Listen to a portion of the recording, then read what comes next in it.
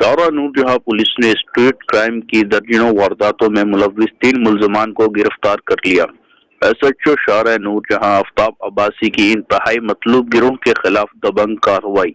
گرفتار ملزمان میں ابرار، عابد شاہ اور قاسم شامل ہے۔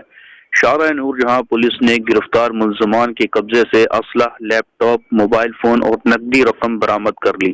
ملزمان نے 12 روز قبل مومن آباد میں بھی دکان پر واردات کی تھی۔ دوران واردات مزاحمت کرنے پر دکاندار کو پستول کا بٹ مار کر زخمی کر دیا تھا۔ ملزمان شہر قائد کے مختلف علاقوں میں وارداتیں کرتے تھے۔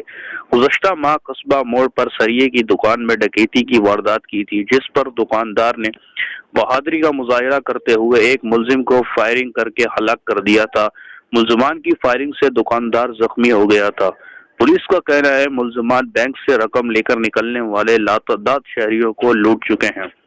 ملزمان چھینے گئے موبائل فون بنارس مارکیٹ میں فروخت کرتے تھے۔